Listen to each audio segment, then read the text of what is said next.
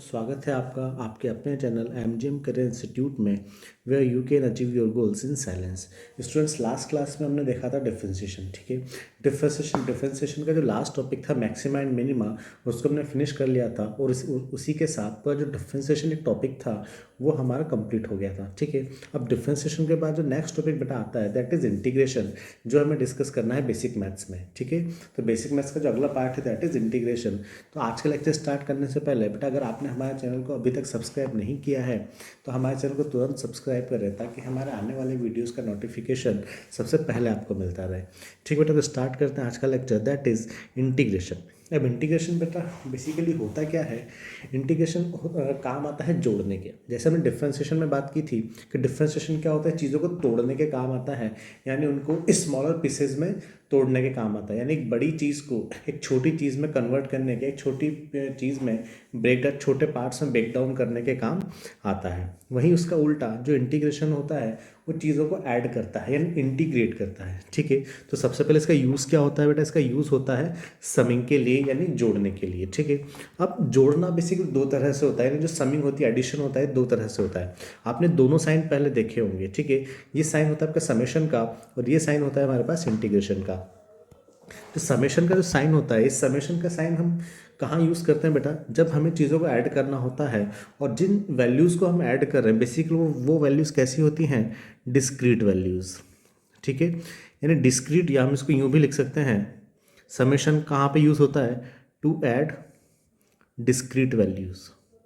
यानी जो discrete values होती हैं उनको ऐड करने के लिए हम किसका यूज़ लेते हैं? समेशन का यूज़ लेते हैं। डिस्क्रीट वैल्यूज़ कैसे बेटा? जैसे मैंने बोला कि y और x के बीच में एक ग्राफ डिनोट कर रहा हूँ, तो यहाँ पे मुझे y की वैल्यू इस जगह पे मिल रही है, फिर y की वैल्यू मुझे यहाँ मिल रही है, फिर y की वैल्यू यहाँ मिल रही है, y की वैल्यू मुझे यहाँ मिल रही है। कुछ इस तरह का ग्राफ मुझे मिल रहा है। 1 2 3 4 5 है। ठीक है, अगर मैं यहाँ पे देखता हूँ इस ग्राफ में तो मुझे y की वैल्यू x इक्वल टू 1 पर मिल रही है और उसके बाद x इक्वल टू 2 पर मिल रही है, बट x इक्वल टू 1 और x इक्वल टू 2 के बीच में मुझे y की कोई भी वैल्यू नहीं मिल रही है। तो ये कैसी क्वांटिटीज़ हैं? ये डिस्क्रीट क्वांटिटीज़ हैं, डिस्क्रीट वैल्यूज़ हैं, बिकॉज ये लगातार नहीं है, कंटिन्यूस नहीं है। तो जब भी ऐसी वैल्यूज़ हमारे पास आती हैं तो उनको ऐड करने के लिए हम समेशन का यूज़ करते हैं। ठीक है, the next one is integration. Integration कब यूज में लेते हैं? टू ऐड कंटिन्यूस वैल्यूज, यानी जो वैल्यूज कंटिन्यूस होती हैं, बिखरी हुई नहीं होती हैं, उनको ऐड करने के लिए हम इंटीग्रेशन का यूज़ लेते हैं। जैसे मैंने यहाँ y और x के बीच में आपको एक ग्राफ बना दिया, दैट्स लाइक दैट। इवन यहाँ पे आपको एक ग्राफ बना के दे दिया। अब आप देखेंगे यहाँ पे x की हर वैल्यू के लिए y की एक वैल्यू है। कहीं पे भी आपका जो x है वो टूटा हुआ नहीं है, यानी x की हर वैल्यू पे आपको y की वैल्यू मिल रही है।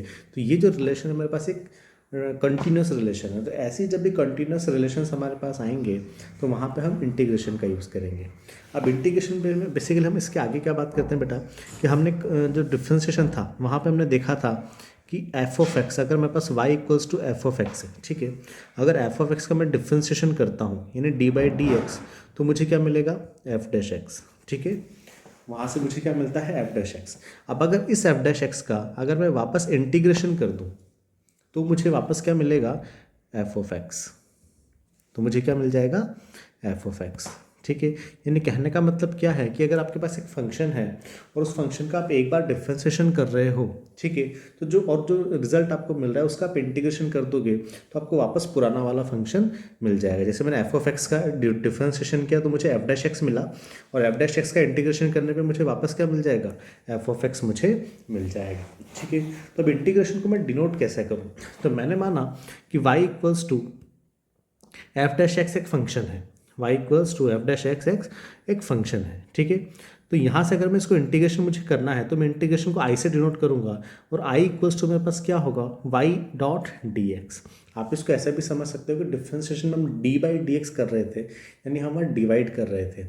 बिकॉज डिफ्रेंशिएशन को हमने क्या बोला था, चीज़ों को कम करना यानी चीज़ों को तोड़ना। बेसिकली डिफ्रेंशिएशन में आपके पास हो क्या रहा था, जो पावर थी वो 1 से कम हो रही थी। तो अगर आप मुझे कम करना है तो बेसिकली हम क्या करते हैं, डिवीज़न हम करते हैं।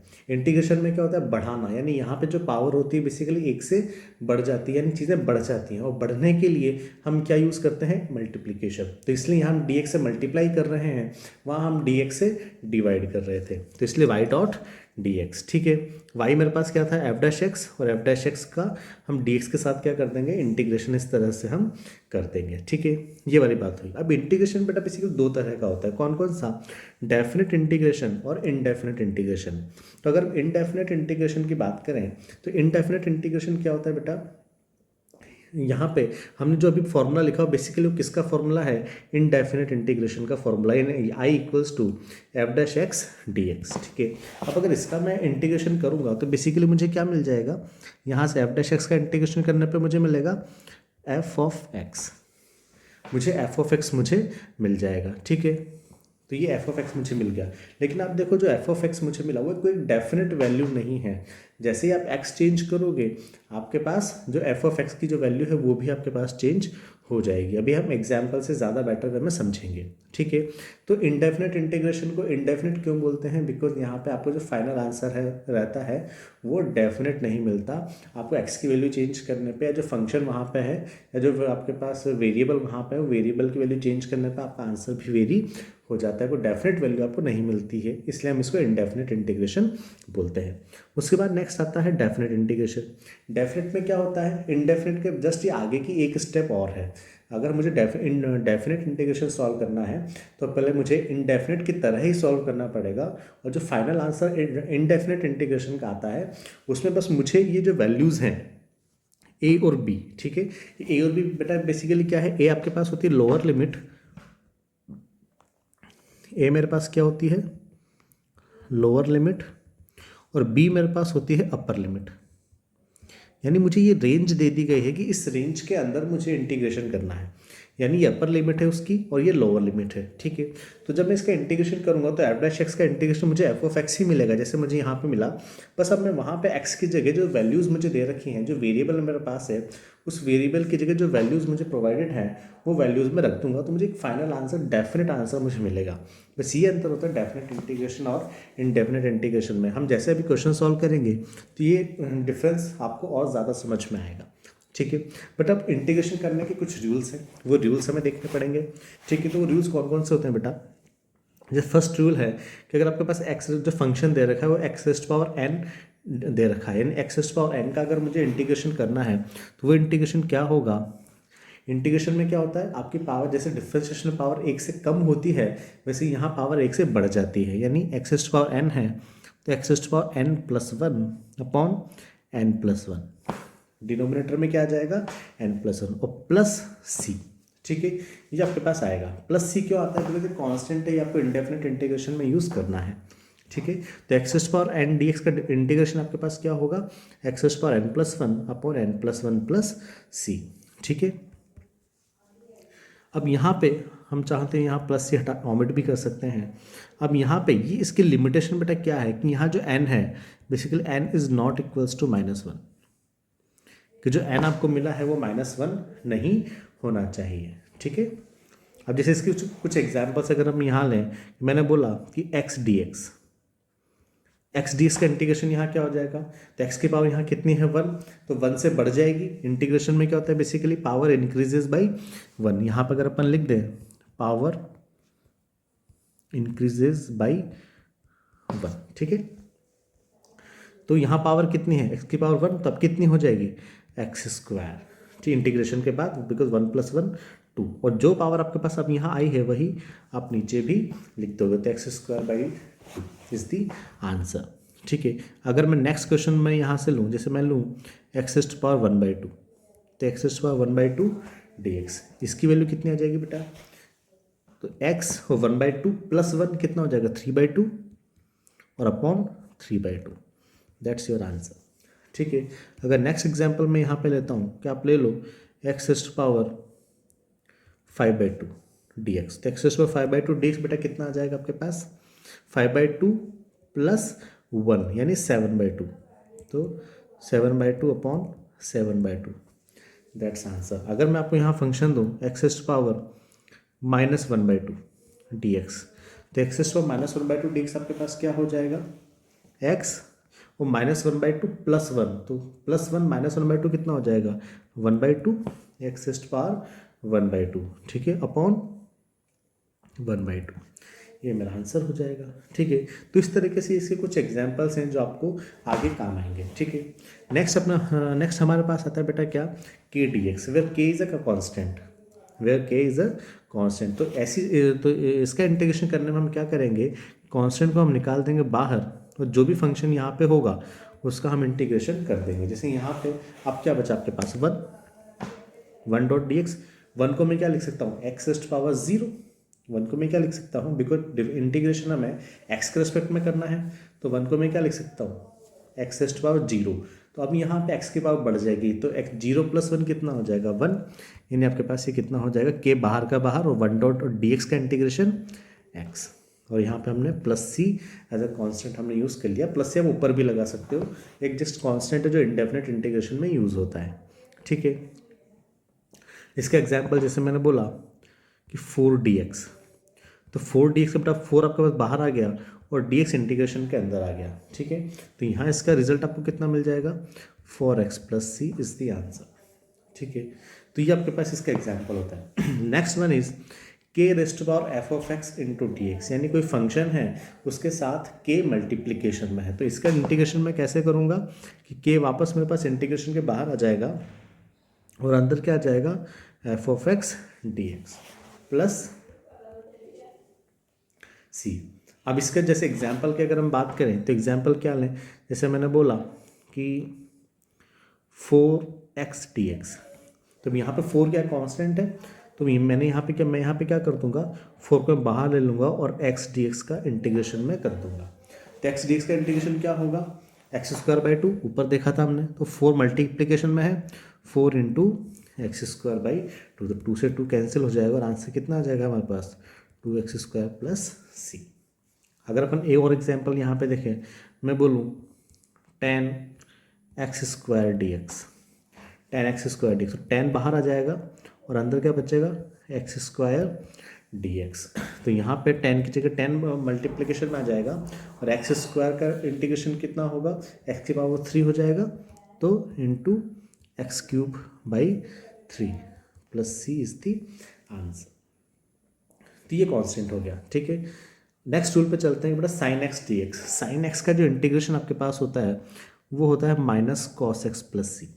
ठीक है, आपको याद रखना है कि sin x का क्या होता है -cos x + c। उसी तरीके से cos x का कितना होता है यहाँ पे sin x + c। ठीक है, sec² x का यहाँ पे होता है हमारे पास कितना 10x + c। e⁻x का जो इंटीग्रेशन होता है वो कितना होता है e⁻x। इसका सेम होता है, डिफ्रेंशिएशन भी इसका सेम होता है और इंटीग्रेशन भी सेम होता है। 1/x का बेटा जो इंटीग्रेशन हमारे पास होता है वो कितना होता है ln x। ठीक है, और +c as it is. e⁻x का वहाँ पे हमने चेन रूल पढ़ा था, चेन रूल में हमने क्या देखा था बेटा वहाँ पे कि जो जिसके साथ में डिफ्रेंशिएशन कर रहा था अगर उसके साथ कोई कोफिशिएंट या कोई कांस्टेंट मल्टीप्लिकेशन होता था तो वो जो कांस्टेंट था वो न्यूमरेटर में मल्टीप्लाई हो जाता था।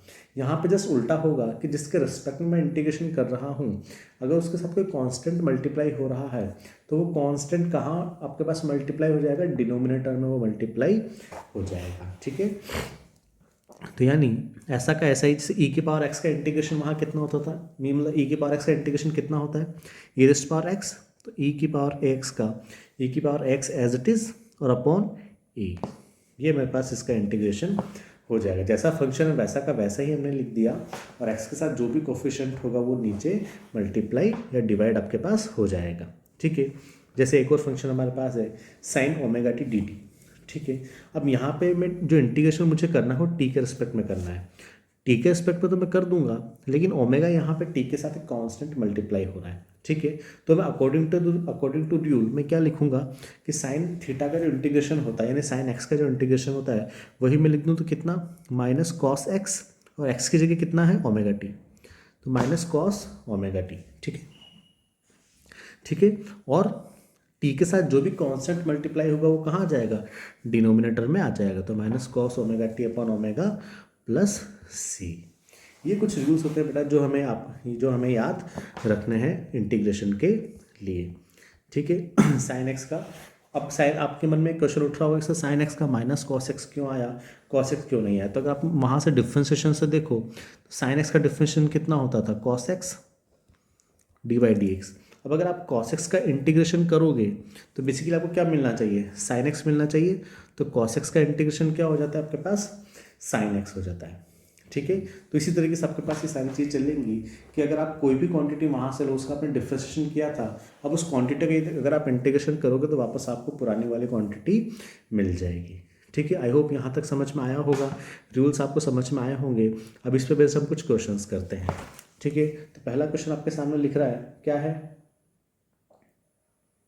ई raise to power sorry X minus one by X, X minus one by X. अब इसका इंटीग्रेशन हम कैसे करें, तो हम इसको अलग अलग कर देते हैं, सिंपल सी बात है।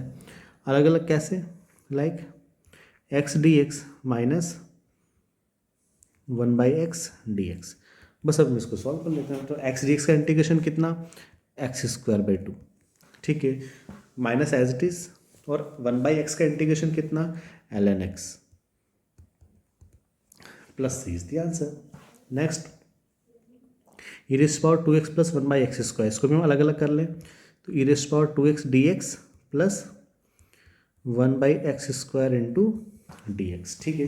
तो E raise power to X का कितना हो जाएगा, तो ई रेज पावर थीटा का, ई रेज पावर टी का कितना होता है, ई रेज पावर टी, यानी E raise power to X का कितना होगा, E raise power to X upon, अब क्योंकि एक्स के साथ टू मल्टीप्लाई में है तो वो यहाँ पे नीचे आपके पास डिवाइड हो जाएगा, ठीक है।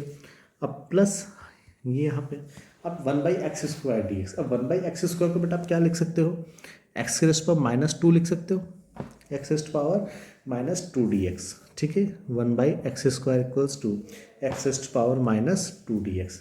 अब यहाँ पे हम लगा देते हैं X rest power minus two plus one, यानी X rest power minus one upon minus one, that's the answer. यानी इसको मैं अगर और लिखूँ तो E raise power to X by two minus यहाँ आ जाएगा, और एक्स के पावर वन बाई एक्स के पावर माइनस वन को मैं क्या लिख सकता हूँ, one by x, that's my answer. Next is one by two x plus three D x. तो वन बाई एक्स का इंटीग्रेशन बेटा क्या होता है, एल एन एक्स, ठीक है, एल एन एक्स होता है। तो यहाँ क्या उसी फॉर्म में है, तो यहाँ पे मेरे पास क्या हो जाएगा, l n two x plus three, ठीक है। अब अपॉन, क्योंकि l x one by x का इंटीग्रेशन एल एन एक्स होता है, लेकिन यहाँ पे टू उसके साथ मल्टीप्लिकेशन में है, तो यहाँ पे टू आपके पास नीचे आ जाएगा, plus C as it is, ठीक है।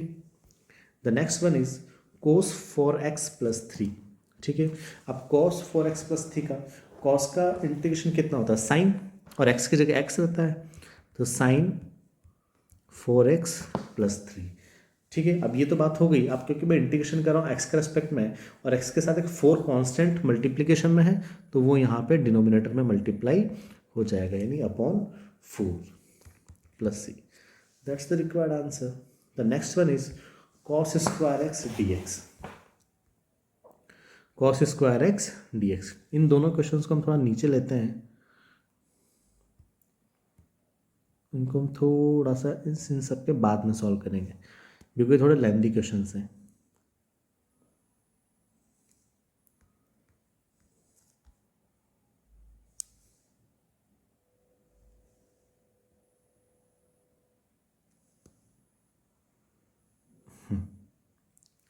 हाँ, अब ये अभी तक हम जितने क्वेश्चंस कर रहे थे वो क्वेश्चंस कौन से थे, इनडेफिनेट इंटीग्रेशन के। अब हम बात करते हैं कुछ डेफिनेट इंटीग्रेशन। डेफिनेट इंटीग्रेशन जैसे एक्स स्क्वायर डी एक्स, तो मैंने बताया था आपको कि डेफिनेट इंटीग्रेशन क्वेश्चंस में सेकंड लास्ट स्टेप तक तो आप वही करोगे जो इनडेफिनेट तक करते आए हो, और लास्ट स्टेप में बस वहाँ एक्स की जगह वैल्यूज़ पुट कर दोगे जो आपको दे रखी हैं। जैसे एक्स स्क्वायर डी एक्स का इंटीग्रेशन क्या होगा, एक्स क्यूब बाई थ्री, कहाँ से कहाँ तक, वन से लेके थ्री तक। तो बस मैं क्या करूँगा, अपर लिमिट रख और लोअर लिमिट एक्स की जगह में रख दूंगा। तो पहले अपर लिमिट रखूँगा, फिर माइनस लोअर लिमिट में रखूँगा। तो अपर लिमिट जब मैं रखूँगा तो कितना हो जाएगा, three raised power cube by three minus one cube by 3। तो ये कितना मिल जाएगा मुझे, आपका 3 का क्यूब कितना, 27, 27/3 कितना होगा 9। तो 9 माइनस 1/3 जो भी आंसर आएगा दैट्स आवर रिक्वायर्ड आंसर। ठीक है, उसी तरीके से cos x ये कहाँ से कहाँ तक, -1/2 से +1/2 तक, -π/2 से +π/2 तक। ठीक है, अब cos x का इंटीग्रेशन कितना होगा, sin x कहाँ से कहाँ तक, -π/2 से π/2। तो बस अब हम यहाँ क्या करेंगे, x की जगह एक बार π/2 रखेंगे, फिर माइनस का साइन लगाएंगे और फिर दोबारा x की जगह -π/2 रखेंगे। तो यहाँ से कितना मिलेगा मुझे, sin π/2 माइनस sin π/2 माइनस, अब यहाँ पे sin -π/2। हाँ, तो अब sin π/2 बेटा कितना होता है 1, sin π/2 कितना होता है 1 माइनस, और sin -π/2 कितना होता है -1, तो ये -1, यहाँ ब्रैकेट हम लार्ज ही यूज़ कर लेते हैं। तो ये कितना मिल जाएगा 1 माइनस -1 कितना हो जाएगा आपके पास 2, and that's the required answer. ठीक है, मेरे पास नेक्स्ट क्वेश्चन है x² + 3x × dx। तो यहाँ पे एज इट इज़ वही प्रोग्राम यहाँ पे वापस चलाना है। x² का dx इंटीग्रेशन कितना हो जाएगा x³ 3, और 3x का कितना हो जाएगा 3x² 2। वैल्यूज़ मुझे रखनी कहाँ से कहाँ तक दे रखी है 1 से 2 तक, तो बस ये वैल्यूज़ मैं यहाँ पे रख दूंगा। अब ये वैल्यूज़ कितनी दे रखी है मुझे, तो यहाँ पे अगर मैं वैल्यूज़ रखूँ तो ये वैल्यूज़ कितनी हो जाएगी, 2 रख देता हूँ, तो 2³/3 प्लस यहाँ पे अगर मैं 2 रखता हूँ तो +3 2² 2। अब माइनस मैं 1 रख देता हूँ, तो 1/3 प्लस आपके पास 3 × 1² 2। ठीक है, ये हमारे पास वैल्यू हो गई। बस अब इसकी वैल्यू आप यहाँ से वैल्यू रखो, यहाँ से वैल्यू रखने पे हमें यहाँ पे जो भी रिक्वायर्ड आंसर होगा वो हमें मिल जाएगा। ठीक है, next one is sin x कहाँ से कहाँ तक, 0 से पाई तक। तो sin x की वैल्यू 0 से पाई तक हमें दे रखी है। sin x का इंटीग्रेशन कितना होगा -cos x। ठीक है, कहाँ से कहाँ तक 0 से पाई तक। अब क्या करें, तो माइनस को मैं क्या लेता हूँ बेटा बाहर में ले लेता हूँ। जैसे मैंने माइनस को बाहर लिया, अंदर मेरे पास क्या बचा cos x 0 to पाई। ठीक है, अब बस मैं यहाँ वैल्यू रख देता हूँ, माइनस का साइन बाहर चल ही रहा है, तो cos pi minus cos 0, upper limit minus lower limit. ठीक है, तो यहाँ से वैल्यू मुझे कितनी मिल जाएगी, माइनस बाहर है, cos पाई की वैल्यू -1 माइनस cos 0 की वैल्यू 1, तो यानी -2, -2 बाहर एक माइनस है, यानी -2 is the required answer, +2 is the required answer.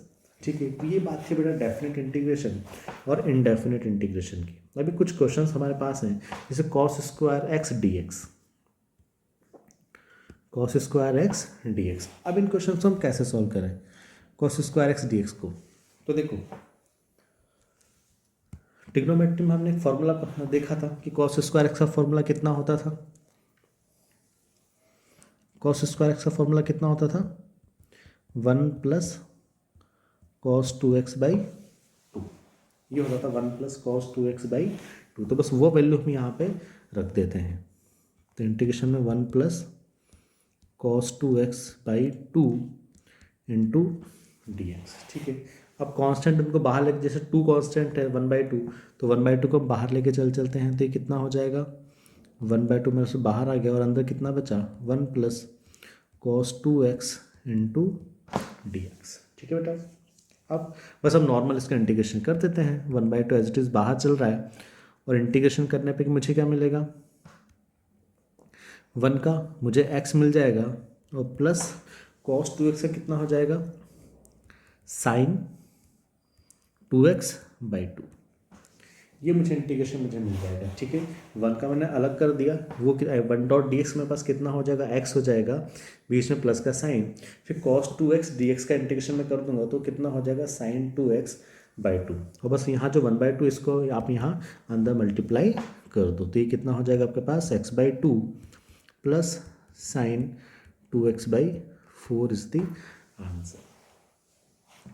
ठीक है बेटा, ये इस तरीके से हमारे पास यहाँ पे वैल्यूज़ हम रखेंगे। ठीक है, इंटीग्रेशन हम करेंगे। अब जैसे साइन स्क्वायर एक्स है, साइन स्क्वायर एक्स का इंटीग्रेशन क्या, साइन स्क्वायर एक्स का फॉर्मूला कितना होता था वहाँ पे ट्रिग्नोमेट्री में, 1 माइनस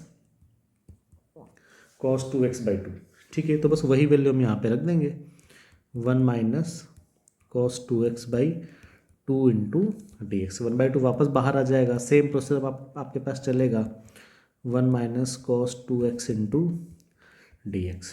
ठीक है, 1/2 आपके पास बाहर है और 1 की जगह आपके पास क्या आ जाएगा, x, बीच में माइनस का साइन, तो cos 2x का इंटीग्रेशन कितना हो जाएगा, साइन 2x/2। बस वापस आप इसको मल्टीप्लाई कर दो तो आपके पास कितना हो जाएगा, x/2 minus sine 2x/4 is the required answer.